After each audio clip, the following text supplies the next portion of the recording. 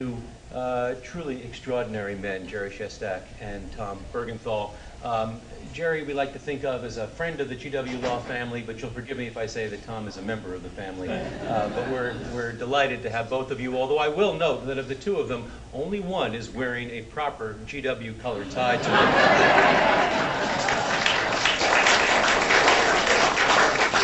to which I say thank you and get on it, will you? I'm also delighted, in addition to welcoming all of you, in particular to welcome two deaconal colleagues today, Harold Poe from the Yale Law School, my dean, of whom you will hear, about whom and from whom you will hear more shortly, and Ricky Reviz from the New York University School of Law. I'm delighted to have both of you with us in my home today. So with no further ado, I will welcome the woman I had the honor of referring to last night at our dinner as the maker of the feast. Pat, you will tell Peter that he is very much in our thoughts and our prayers for a full recovery today, but I'm delighted to turn the podium over to you, and on behalf of all here, to thank you and the Foundation for all that you have done to advance the cause of justice.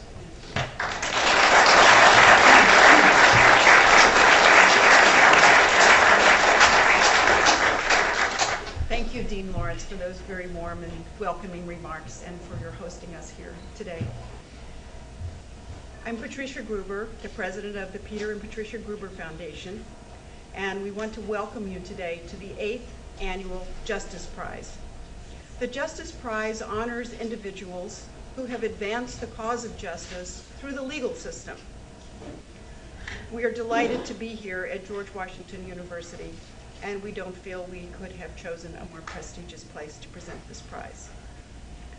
We are here today to honor the achievements of Thomas Buergenthal and Jerome Shestack, two outstanding human rights advocates who are pioneers in the continuing fight for justice and human rights throughout the world. Before saying more about their achievements, let me tell you a little bit about the company they are keeping. The Foundation's prize program, which was established in the year 2000, now presents 5 annual $500,000 prizes in cosmology, in genetics, in neuroscience, in justice, and women's rights. Each prize recognizes achievements and discoveries that produce fundamental shifts in human knowledge and culture. On July 13th, the Genetics Prize was presented to Alan Spradling at the International Congress of Genetics in Berlin, Germany. On September 17th, at the Harvard-Smithsonian Center for Astrophysics, the Cosmology Prize was presented to J. Richard Bond. The Women's Rights Prize will be presented at Columbia University on November the 11th to Yanar Mohammed, Sapana Pradhanmala, and Nadera Shalub Kevorkian. And on the 16th of November, the Society for Neuroscience meeting in Washington, D.C., we will honor John O'Keefe, where he will receive the Neuroscience Prize. Although my husband, Peter, cannot be physically here with us today due to a fractured collarbone, he's here in spirit, and I would like to pay tribute to his contribution of vision and leadership in establishing these prizes. So we have a little moment of thank you, Peter.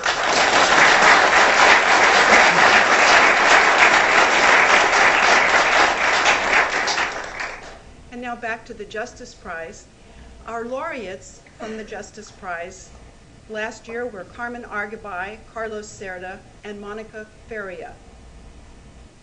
Aharon Barak, Param Kumaraswamy, Arthur Chaskelson and Pius Longa, Rosalie Silberman Abella and Bertha Wilson, Bali Sam Nariman, and the inaugural laureates, Anthony Roy Gubby and the Law Society of Zimbabwe.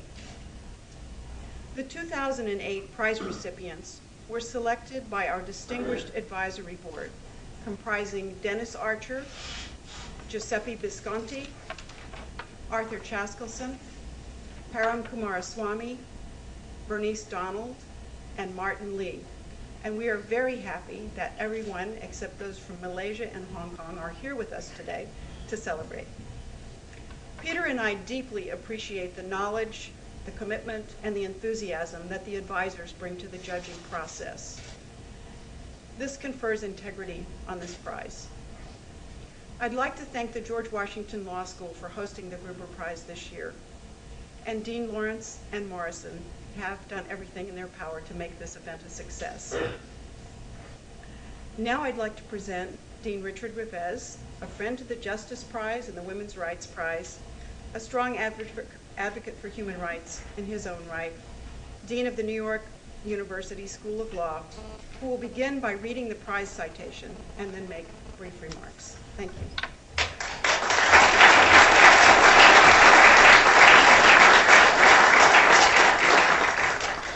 Thank you, Patricia. It's my honor to read the official citation for the 2008 Justice Prize. It reads as follows. The Peter and Patricia Gruber Foundation proudly presents a 2008 Justice Prize to Jerome Shestack and Thomas Buergenthal, two human rights advocates who are pioneers in the fight for justice and human rights throughout the world. They have demonstrated an unwavering commitment to creating a world in which both governments and citizens protect and honor individualized freedom and human dignity, while vigilantly fighting against social injustice and human rights abuses. Amid great challenges, Thomas Buergenthal and Jerome Shestack made tremendous and lasting contributions to creating a just rule of law and changing the landscape of human rights advocacy. Throughout their staunch advocacy, they influenced the thinking of government officials, policymakers, educational institutions, and the general public around the world, and brought these figures into the struggle for human rights. I'm very proud of Tom Buergenthal. He's one of our most distinguished alums at NYU Law School. He's a class of 1960 graduate. And Tom's story is one of the most amazing stories that I've encountered in my time as dean. And actually, our magazine, the law school magazine last year, did a long profile of Tom, which showed how he came out of the horrors of the Holocaust, having spent his childhood in concentration camps, to come out with the determination, the passion, and the optimism, his most incredible optimism, that the world could be a better place and that he would make it a better place, and he has, and at NYU Law School and everywhere else. We're very proud of you, Tom. Jerry Shestack is not an alum of NYU Law School. That is very unfortunate. We wish he was. But Jerry has had an amazing career, and the thing I've been most impressed is how he took an institution, the ABA, and the presidency of the ABA, which is an exalted position, but not always one that can be used to push forward an affirmative mission. There are hundreds of thousands of lawyers, there are hundreds of committees, there is a very complicated governance process, and you can sort of imagine how this could slow down action that seeks to change things. And Jerry succeeded in ways that almost no one ever does, and it's a tremendous accomplishment. Congratulations to both of you. It's a great honor to be part of this wonderful afternoon.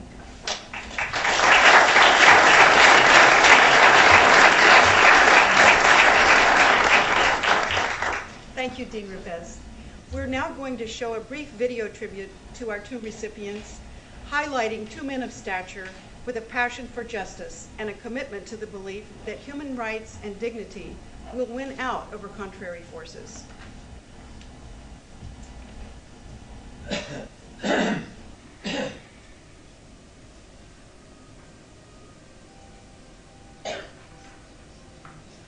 walked up to the police captain, the German, when they were taking all the children away, and I was 9 years old. And I said to him, Herr Hauptmann, ich kann arbeiten, Captain, I can work. And he looked at me and he said, das wollen wir mal sehen, let's see. And he said, don't wonder, he was this killer. They were executing all the children and all the people. And he's looking at me, what went through his mind? Why me? My grandfather had a great deal of influence over me. He taught me Bible, and he taught me the Bible not only in terms of its literal meanings, but in terms of the moral lessons in the Bible. And one of the verses that was his favorite verse, and that he thought most important for civilization, was the lines in Leviticus, justice, justice shalt thou pursue. At San Francisco, the United Nations Conference on the World Security Organization moves ahead. And I spent the day at the opening of the UN conference. It was a seminal event in my life. I never forgot it. And later, when I became U.S. ambassador to the Commission on Human Rights, I remember it had been begun on that day in April 1925. If you live in this world, you've got to have faith that eventually you're going to prevail, and that eventually human rights and dignity are going to win out.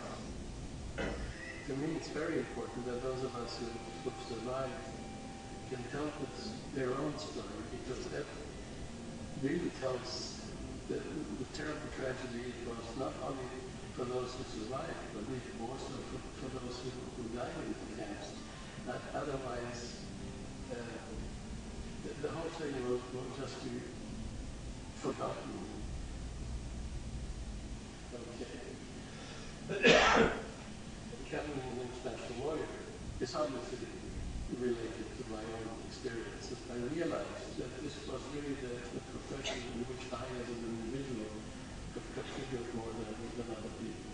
I could feel in my bones what it was like to be a victim of human rights violation. Sometimes you feel like despair, because after each event we say never again, and then of course it is again.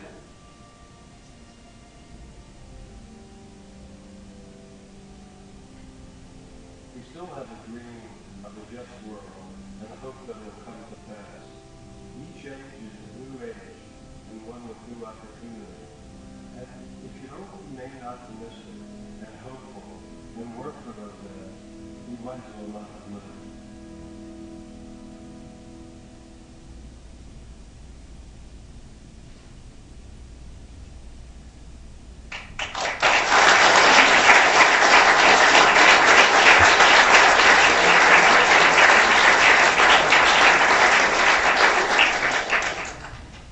I'd now like to ask Thomas Buergenthal and Jerome Shestack to come forward to receive the prize.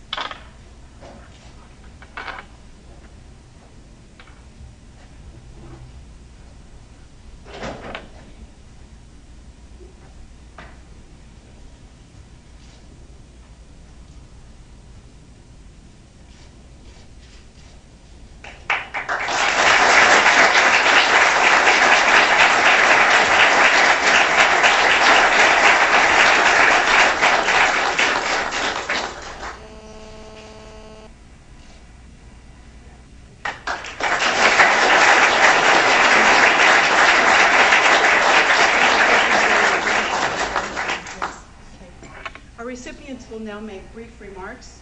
Judge Buergenthal, would you like to begin?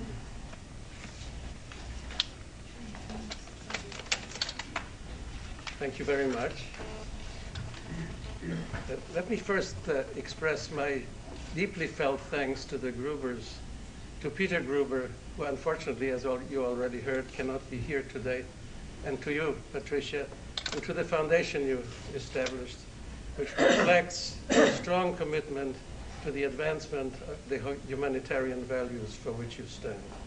We should really be honoring you here, you and Peter here today, for the creative and highly effective manner in which you have over the years promoted many causes and activities that contribute to making ours a better world.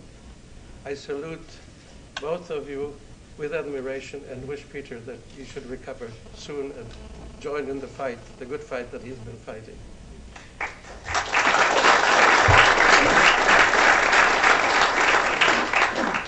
I am, of course, profoundly honored to have been deemed worthy of this very special prize and to be sharing it with Jerry Shestack, an old friend and great human rights leader who was always the person I admired for all the work that he was doing before I even was old enough to do it. I know that there are many men and women in the US and abroad who deserve this prize much more than I do. individuals who daily risk their careers and their lives fighting for human rights. My human rights work has been inspired by the courage of these individuals and by the suffering of the victims of the Holocaust. It's in their name that I accept this prize with profound gratitude to the Gruber Foundation. Of course, I'm also very pleased that this ceremony is taking place here at George Washington Law School, my academic home, whose faculty and students have always made me feel at home, made me feel that I belong. Thank you, Dean Lawrence, for your kind words and for your inspired leadership of the school that I have come to love. It's good to be back among so many old friends. My special thanks to Dean Revish for your moving words. You have transformed my alma mater with your humanity, intellectual honesty, sense of history, and commitment to the highest professional standards.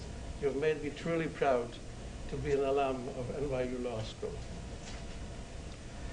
Let me note finally that for a 17-year-old who came to America with $50 hidden in his shoe, I still don't know why my mother thought that was important. But it came with me. Today's check proves that the streets of America are truly paved with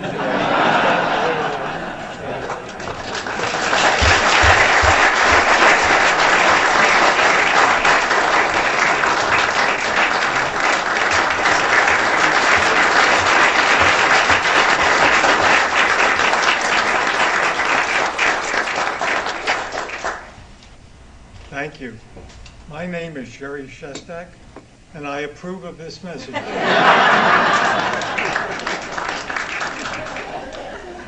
I'd like to congratulate Pat Gruber, because I understand it's his 80th birthday, and if he could, he would be here. He and both Pat are a believer in repairing the world in good causes, and the foundation they have set up reflects that commitment on their part. So thank you both. I'd like to just say how glad I am that my family is here. They don't often get the chance to hear good things about me. And not only that, but they gave up watching the Phillies game last night in order for my two sisters, Louise and Judy Feldman, the Brow, my brother-in-law, and my daughter Jennifer and her husband Jeff, and my son Jonathan to be here. So I'm very happy about that. And I'm particularly happy to share this award with Tom Buergenthal. Tom has been a hero of mine. His nursery was Treblinka. His kindergarten was a crematorium. His grade school was Auschwitz. And he emerged from that with a determination to fight for human right and dignity, to make the law better in our time, and to provide an inspiration for so many of us as he has. And so I congratulate Tom Buergenthal for that award, so justly deserved. I'd like to also thank the selection committee. There's a terrific selection committee we have. Arthur Shackleton, who had been the Chief Justice of the highest court in South Africa at a trying time in that nation's history. Bernice Donald, who's been a pioneer in fighting discrimination and human rights within the American bar and elsewhere. Giuseppe Visconti, who had headed the International Bar Association and has traveled all over the world in missions on behalf of human rights. And Dennis Archer, who is also on the selection committee. I really think he shouldn't be on the selection committee. I think he should be on the Supreme Court of the United States.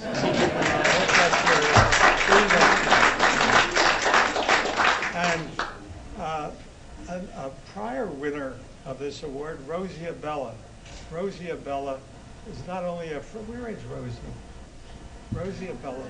She is my ideal of not only what a justice of the Supreme Court of Canada or any Supreme Court should be, but as a human being with her compassion, her integrity, her inspirational qualities, her charm, her intelligence, I'm a great fan of Rosie and Bella, as you know.